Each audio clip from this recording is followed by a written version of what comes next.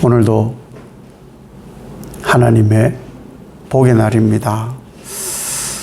복은 하나님 말씀에 순종이 복입니다.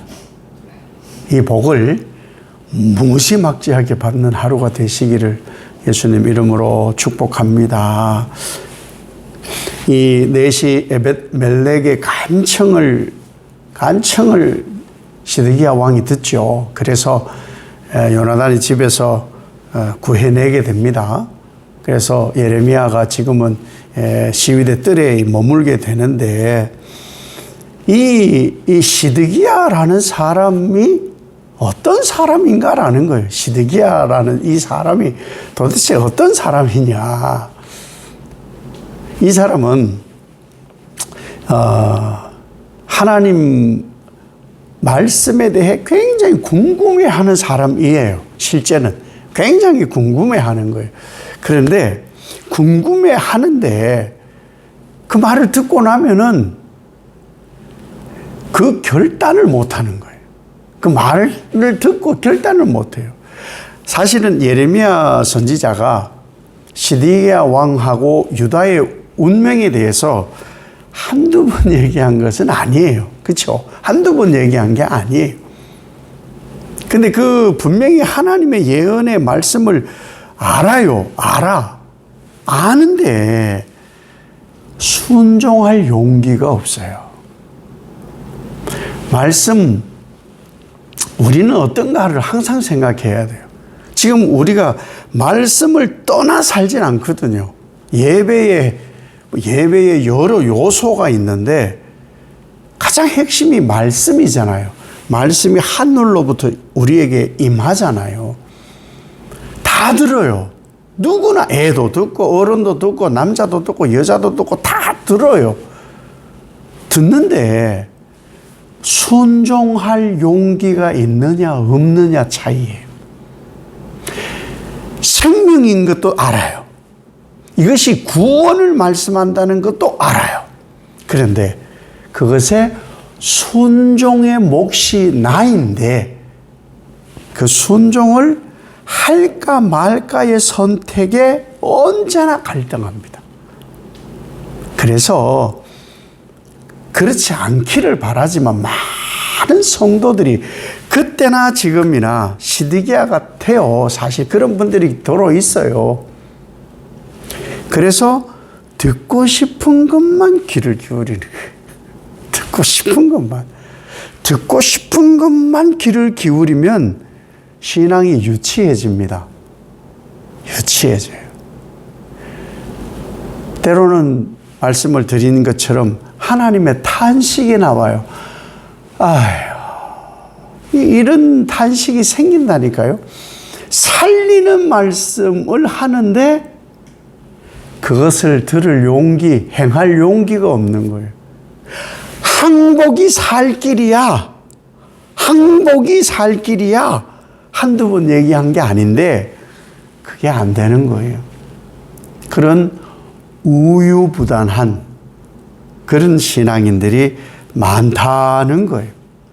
하나님 말씀 들으면 하나님 말씀 들어야지.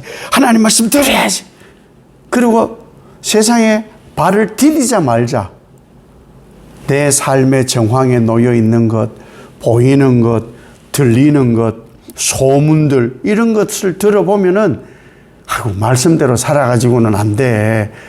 내가 바보 천치야? 욕먹을 일이 있어? 여기에 시드기야의 말처럼 백성이 두려워서 잡혀가가지고 조롱당할까봐 이런 게 더 두려운 거예요. 그래서 말씀대로 살지를 못해요. 이게 안타까운 거예요. 말씀은 들으면 그게 살리는 말씀 같아. 근데 말씀을 듣고 나가기만 하면은 생명은 보장받고 싶은데 그렇게 살기는 버거고 어려운 것 같아. 사실 말씀대로 살기 어려워요. 예수님도 제자들에게 내가 왜 왔으며 내가 누구이고 왜 왔으며 앞으로 어떤 일을 할 것이며 또 그 일 가운데 하나님이 어떻게 역사하실 것까지 다 말씀을 하셨어요. 말씀을 다 들었어요. 그 제자들의 대표가 베드로라면 같은 마음일 거예요. 주는 그리스도십니다. 하나님의 아들이십니다. 얼마나 감격하고 가슴 벅찬 고백이에요. 그렇잖아요. 그러고 나서 행하는 것이 뭐냐? 아이고, 십자가 달리지 마요. 그 이상하지 않아요? 용기를 내겠습니다. 십자가 지겠습니다. 우리도 주님과 함께 죽겠습니다. 그러다가도, 근데 진짜 예수님이 죽으면, 그래도 되나? 우리끼리 남아서 뭘 해도 되나? 그러니 그 다음이 솔직한 마음인 거예요. 그 일이 그러면 일어나지 않도록 하는 것이 더 낫지 않겠느냐고. 저는 그래서 신앙을 항상 갈등이라고 표현을 하고 싶어요. 갈등. 믿음이 깊어도 말씀을 들어도 말씀의 은혜를 깊이 받아도 결단을 해도 또 갈등이 와요. 나는 굳건히 서 있는다 해도 믿음 약한 사람이 남편일 수도 있고 가족일 수도 있고 친지일 수도 있고 내 주변 사람들일 수도 있고 그분들과 또 부딪혀 이렇게 살다가 보면요. 내가 너무하나? 나만 저분들의 이 마음을 헤아리지 못하고 말씀 순종 이러고 사는 건 아닌가? 내가 상처 주는 건 또 아닌가? 그럼 또 풀어줘요. 그래서 신앙생활은 말씀은 말씀 그대로 역사를 하지만 내 적용에는 언제나 갈등이 있어요. 그래서 그 갈등을 하나님께로 맞추는 것이 신앙의 성숙이 아닌가 이런 고민을 늘 합니다. 그래서 저는 말씀을 묵상하면서 그런 말씀을 늘 나눈다 그랬어요. 말씀을 묵상하고 그러면 이 새벽은 짧잖아요. 본문은 길잖아요. 이것을 약 한 15분으로 다른 설교는 그래도 2배는 되지만 그 15분으로 줄이려니 얼마나 급해요. 제가 얼마나 급하겠어요. 엑기스만 해야 되니까. 그러니까 전하지만 그 막 엑기스로 줄일 때에 사탄이 항상 그래요. 하나님의 말씀에 은혜가 넘치고 제가 막 감격하고 감동하고 은혜 받은 것을 막 전하고 싶은데 그게 또 이게 다 이렇게 은혜 받은 대로 전달이 안 되는 것도 있고 그 위에 사탄이 너는 그렇게 사냐? 너는 윤신열이 너는 야 보는 거 듣는 거 말하는 거 야 환경 이런 거 하면은 야 너는 오직 말씀 되냐? 아이고 너나 돌아봐. 성도들이 너보다 더 힘들게 살아. 야 그러지만 야 성도들 헤아리는 말씀 좀 해. 얼마나 막 창으로 찌르고 칼로 베는지 그러거든요. 그럼에도 불구하고 예레미야 선지자는 될 것도 없지만 전해야 되는 거. 순종하는 것에 용기가 필요하다고 전하는 거예요. 용기가 있다. 이것이 이제 우리가 하는 일이에요. 그러니 그 구해내고 난 시드기야가 또 물어요. 그대로 또 물어요. 나는 어떻게 해야 되냐? 예레미야 선지자가 생전 처음 하는 얘기가 아니에요. 똑같은 얘기예요. 시드기야가 묻잖아요. 나는 어떻게 해야 되냐? 항복하세요. 살 길은 항복밖에 없어요. 그러면요, 항복하면 생명도 보존되고요, 성도 불사름 당할 일이 없고요, 가족도 안 죽고 생명이 보존돼요. 이게 하나님께서 제게 하신 시드기야 왕과 이 유다 성읍에 대한 예언이에요. 그러냐? 그러면 내가 항복할게. 살 길이 항복이라니, 이 성읍이 불타지 않는 것이 항복이라니 내가 그리 할게. 그렇지 않아요.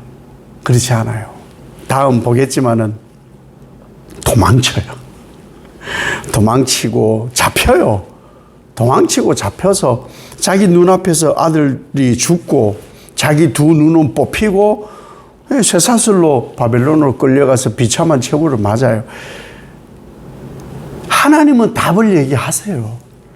답을 얘기하시는데 우리에게 요구하시는 것은 순종이에요, 순종. 그 순종에는요, 그것을 알지 못하는 사람들의 조롱, 비난, 그것을 또 당하는 억울함, 내가 하나님 뜻대로 당하여 말씀에 의해 사는데 당하는 이런 억울함 견디기 어려워요. 사실 힘들어요. 살 길을 가르쳐 주시지만 순종도 알지만 그 결단이 어려운 거예요. 그래서 우리가 신앙을 하면서 뭘 하느냐? 이 결단의 용기를 쌓아가는 거예요. 말씀대로 하겠습니다 하는 이 용기를 쌓아가는 것이 아닌가. 요한의 마가 다락방에 성령이 임하였을 때 성령을 받고 담대해졌거든요. 우리에게 요구되는 오늘날의 신앙의 가장 중요한 것은 성령의 임재인 거예요. 그래야만 담대할 수 있어요. 조롱하고 비난하고 너희가 지금 하나님의 말씀을 버려? 너희들 죽어? 아니야. 너희가 죽인 예수가 바로 너희를 살리는 분이야. 이걸 전할 수 있는 용기, 그 용기를 쌓아가는 것이 신앙이고, 그것이 마지막 날 쌓아진 것을 보고 우리에게 복을 주시지 않겠는가. 하나님께서. 시드기야일 수도 있어요. 우유부단하고 하나님 앞에서 가면은 그렇구나, 내가 항복을 해야 사는구나. 그러나 백성들과 조롱하고 이런 사람들한테 가면은 또 주눅 들어서 아무것도 못하고 이럴 수도 있고요. 아니면은 아무리 사람들에게 전해도 듣지 않기 때문에 외로워. 진리를 얘기해도 계속 뭐라 하고 니나 잘해. 그런 예레미야일 수도 있고요. 아니면 겁을 상실해서 아예 말씀을 듣지도 안 하고 말씀 전하는 자를 막 혹독하게 죽일 놈 살릴 놈 하는 그런 악인들일 수도 있고, 어떻게 알겠습니까? 다만 우리 무엇을 해야 되느냐? 용기를 내는 거예요. 말씀에 순종할 용기, 말씀대로 살려고 하는 용기, 세상이 아닌 하나님과 말씀을 향하여 살아갈 용기, 이 용기를 내어야 순종할 수 있지 않을까. 그러면 하나님께서 분명히 생명을 보존하신다. 또 보겠지만 에벳멜렉이 간청을 해서 예레미야를 살림에 대한 그 보상을 하나님 하시거든요. 우리의 신앙의 성숙을 위해서 용기를 쌓아가 말씀이 나를 살린다. 항복하자. 그러면 하나님이 나를 복으로 이끌어 가신다. 이 순종의 복을 풍성히 누리시는 하루가 되시길 예수님 이름으로 축복합니다.